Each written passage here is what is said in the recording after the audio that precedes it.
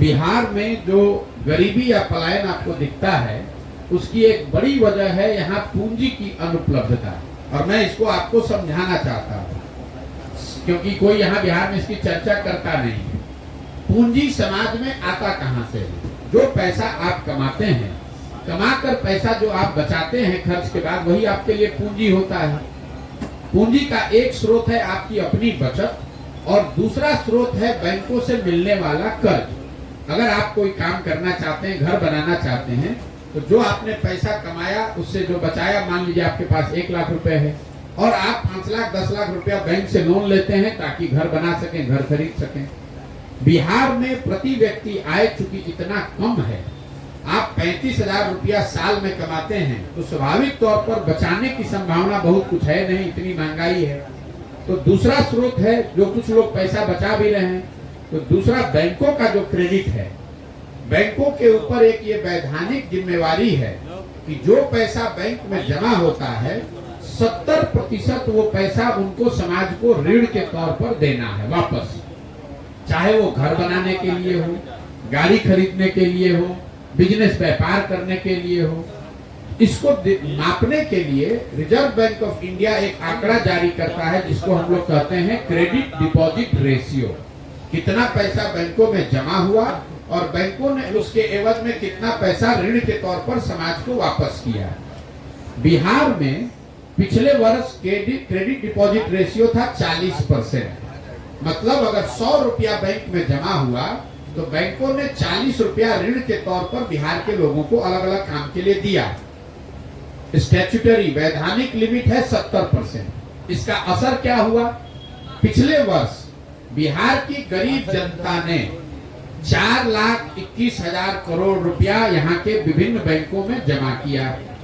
अगर 70% बैंकों ने कर्ज दिया होता तो 2,80,000 करोड़ रुपए के आसपास बिहार के लोगों को मिलता, अलग अलग स्वरोजगार के लिए, काम के लिए, घर के लिए, गाड़ी के लिए।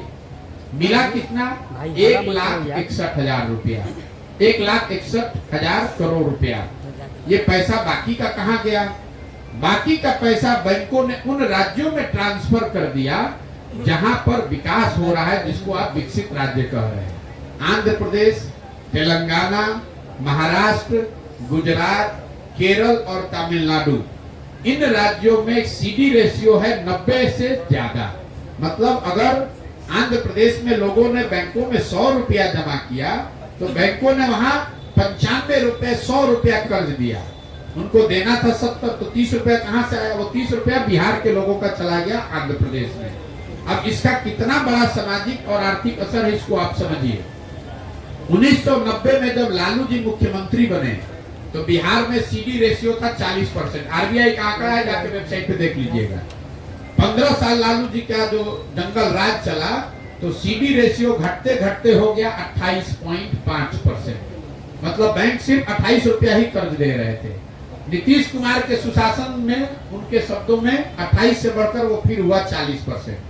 पिछले 32 वर्षों में बिहार के बैंकों ने, और इसको हेडलाइन बनाइए क्योंकि कोई बिहार में इसकी चर्चा नहीं कर रहा है, 26 लाख करोड़ रुपया बैंकों ने अब बैंकों से यहाँ बिहार के लोगों का पैसा जाकर दूसरे राज्य में कर्ज दे दिया।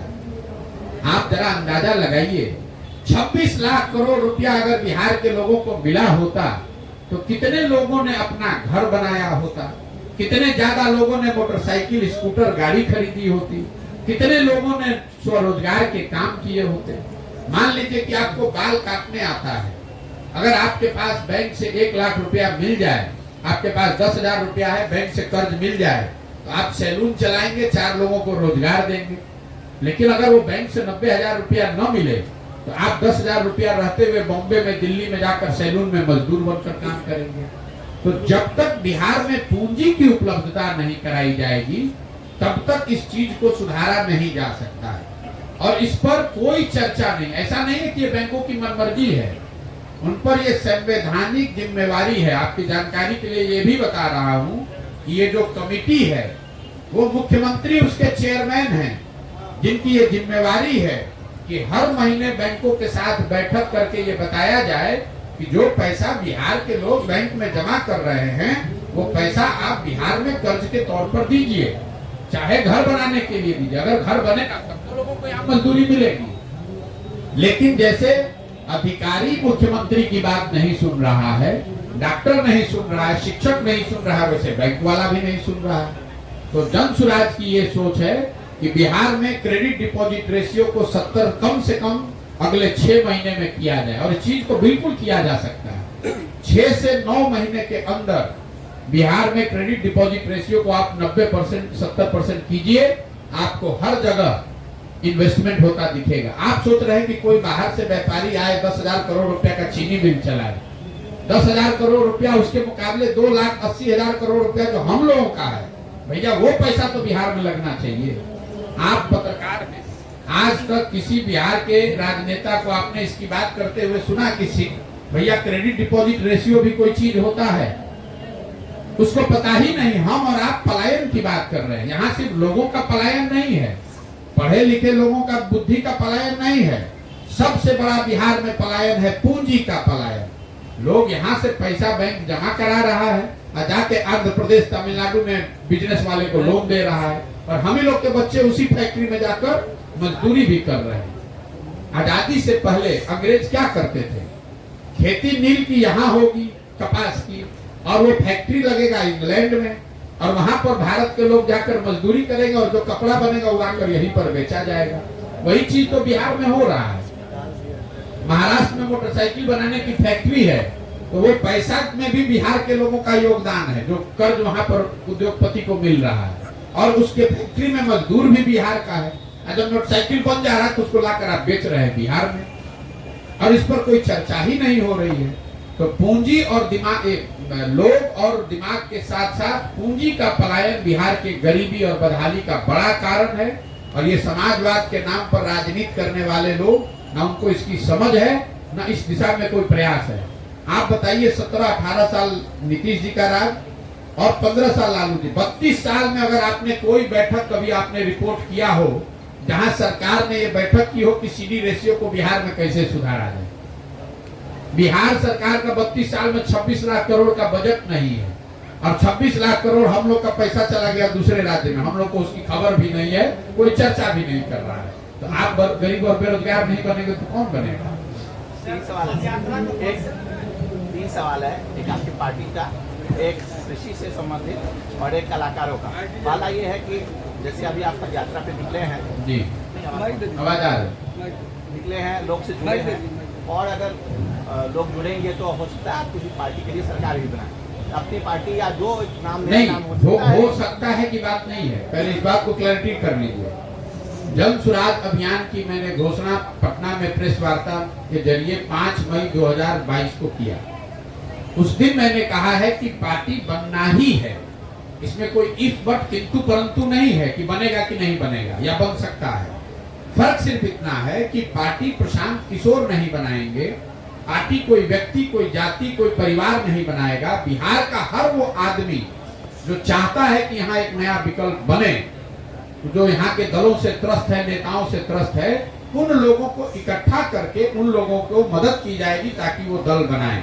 मैंने जो आपको आंकड़ा दिया, 50% से ज्यादा लोग चाहते हैं कि बिहार में नया दल बने, नया विकल्प बने, नया प्रयास किया जाए।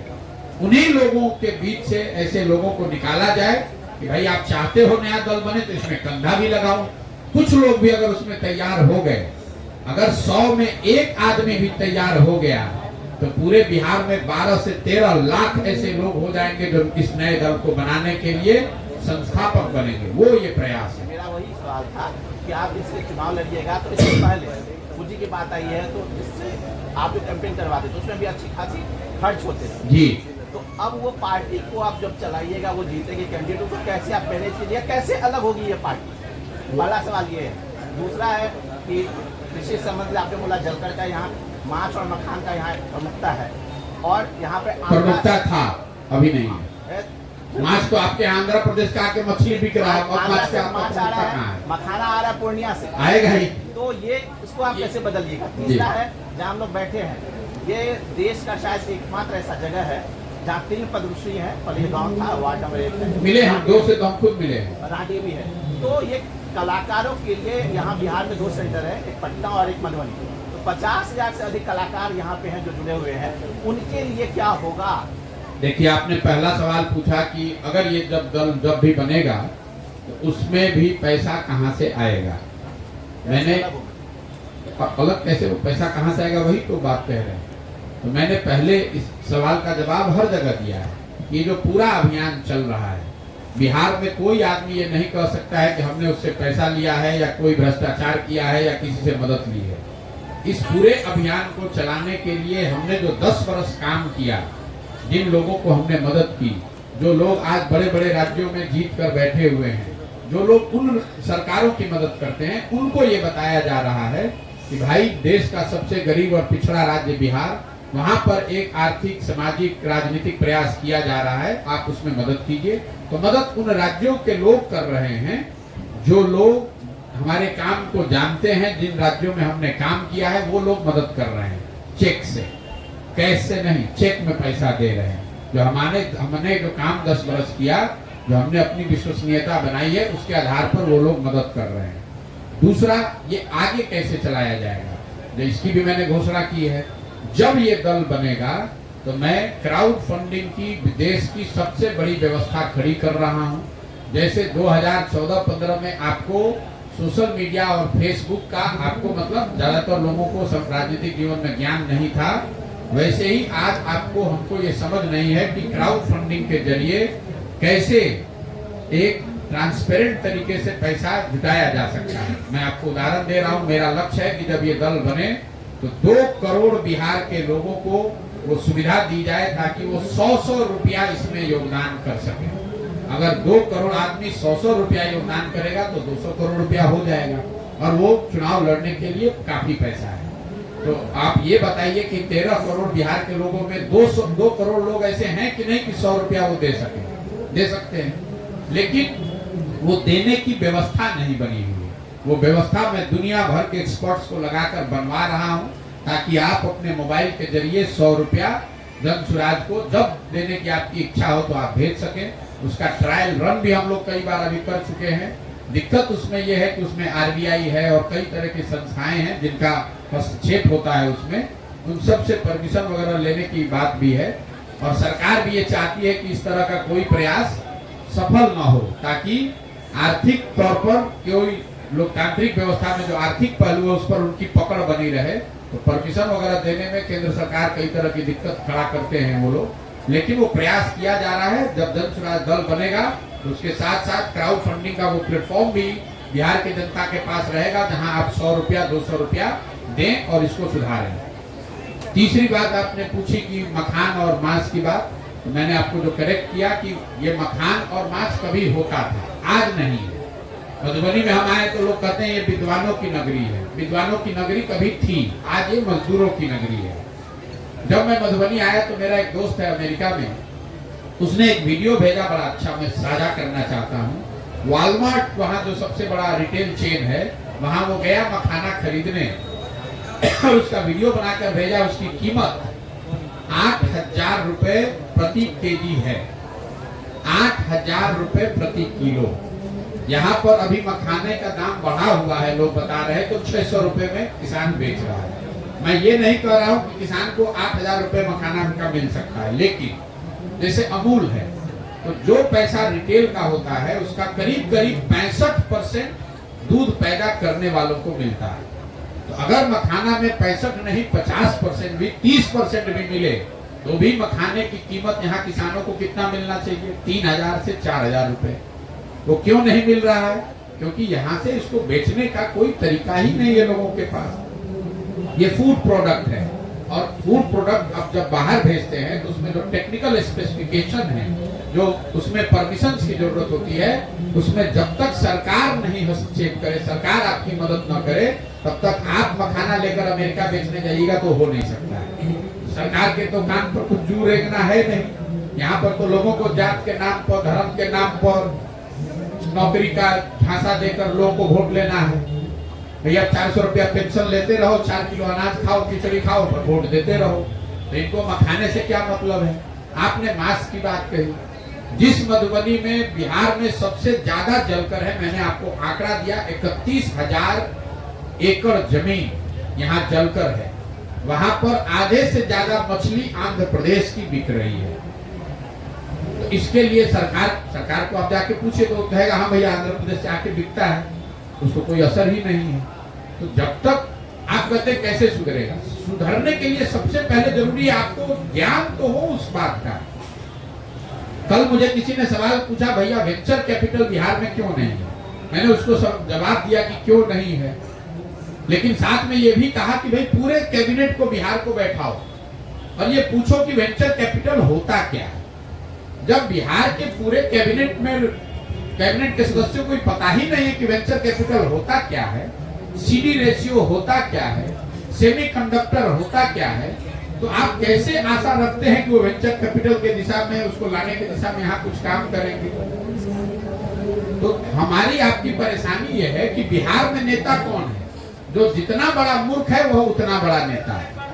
जो गंजी शर्ट के ऊपर गंजी पहने उसको बिहार के पत्रकार लोग कहते हैं यही बहुत जमीनी नेता है।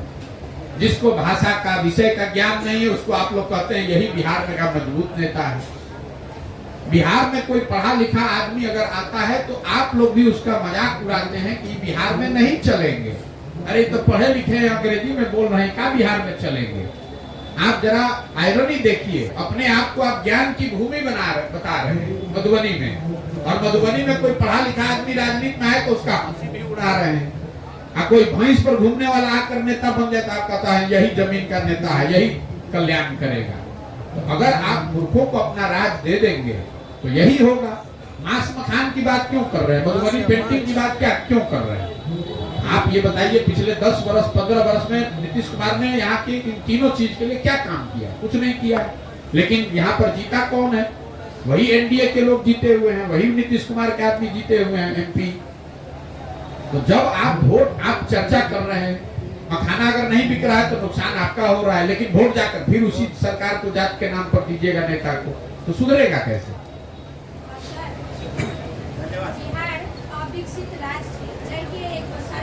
अरे भाई फिर मैं आपको करेक्ट कर रहा हूँ, विकसित नहीं है, अविकसित राज्य, पूरा देश विकासशील देश है, लेकिन बिहार गरीब राज्य है, उसको आप अविकसित राज्य मत कहिए। आप जरा हमको ये बताइए कि नीतीश कुमार अभी भाजपा के साथ 5 वर्ष सत्ता में थे, 1 वर्ष पहले 5 वर्ष थे। आप में से किसी ने नीतीश कुमार के मुंह से विशेष राज्य के दर्जा का शब्द सुना आज तक? आपने ये सुना कि नीतीश कुमार कहे हैं दिल्ली प्रधानमंत्री से बात करने की विशेष राज्य का दर्जा मिलेगा कि नहीं? नीतीश कुमार जब विपक्ष में आ जाते हैं, मतलब केंद्र के में जिसकी सरकार है उसके विरोध में रहेंगे तो विशेष राज्य का दर्जा भूत उनके सर पर सवार हो जाता है। मान लीजिए कि विशेष राज्य का दर्जा मिल जाएगा, आप हमको बताइए कि मनरेगा में 60% पैसा जो मिला हुआ है वो आप लेकर नहीं आए, विशेष राज्य का दर्जा का पैसा लेके कैसे आइएगा?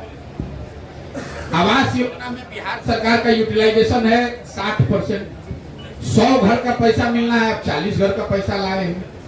किसानों को जो स्वनिधि का पैसा मिलना है उसमें पूरे देश में सबसे कम किसानों को पैसा बिहार में मिल रहा है।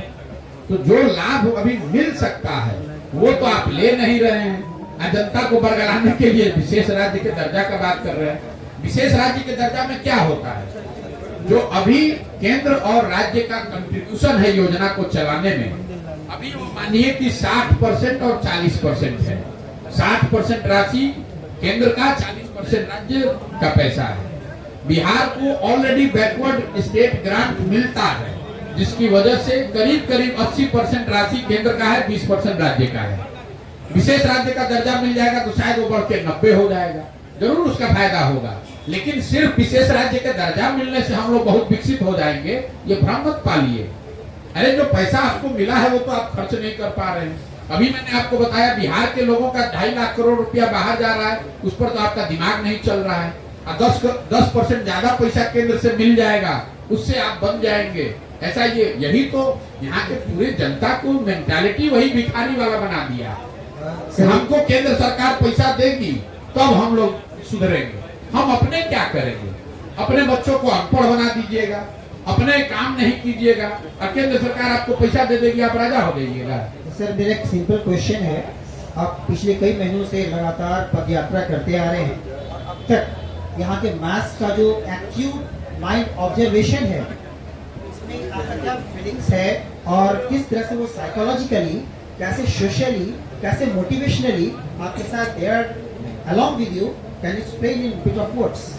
भाई मैंने आपको बताया कि यहाँ की जो सबसे बड़ी परेशानी है, जो आप लफ्जों का इस्तेमाल कर रहे हैं साइकोलॉजी और सोशोलॉजी वगैरह, ऑब्जर्वेशंस क्या है? वही इतने देर से अपना ऑब्जर्वेशन ही तो बता रहे हैं। तो ऑब्जर्वेशन ये है कि गरीबी में रहने वाले लोग, अशिक्षित लोग, पीड़ित लोग, वंचित लोग 5 वर्ष अपनी समस्याओं से जूझ रहे हैं, समझ रहे हैं, उसकी चर्चा कर रहे हैं, लेकिन जब चुनाव होता है तो अपनी परेशानियों की वजह से त्वरित लाभ के चक्कर में किसी ने जात का बता दिया, किसी ने 500 रुपया दे दिया, किसी ने मुर्गा भात खिला दिया, किसी ने कपड़ा शराब का पाउच बांट दिया, उस चक्कर में फिर वो गलत वोट दे देते हैं। जब आपको जन समर्थन मिलेगा उसके बाद मोड ऑफ स्पेंडाई क्या होगा, आप कैसे माइंडसेट तैयार करेंगे और कैसे काम आगे बढ़ेगा? समर्थन हमें नहीं मिलना है, आप हमारे भाषणों को जाकर सुनेंगे तो मैं सिर्फ ये कह रहा हूँ कि वोट आपको जिसको देना है दीजिए। हम ये नहीं कह रहे हैं कि वोट हमको दीजिए, वोट जिसको भी दीजिए, वोट अपने बच्चों के लिए दीजिए। वोट राम मंदिर और पुलवामा के नाम पर मत दीजिए, वोट लालू के डर से भाजपा को मत दीजिए, वोट भाजपा के डर से लालू को मत दीजिए। मैं मुसलमानों के गांव में गया, सैकड़ों गांव में गए, लोग बता रहे भैया सड़क टूटा है, हम पूछते हैं सड़क का मंत्री कौन है, तेजस्वी यादव। लोग कह रहे हैं भैया अस्पताल नहीं है, तो अस्पताल का मंत्री कौन है, तेजस्वी यादव। लोग कह रहे हैं नाली गली पानी नहीं है, तो ग्रामीण कार्य मंत्री कौन है, तेजस्वी यादव। फिर मैं उसी गांव में पूछता हूं कि आप मुसलमान हैं, क्या कल वोट होगा तो आप तेजस्वी यादव को छोड़कर किसी को वोट दोगे? नहीं दोगे। जब नहीं दोगे तो फिर क्यों शिकायत कर रहे हो, फिर इसी में जिंदा रहो।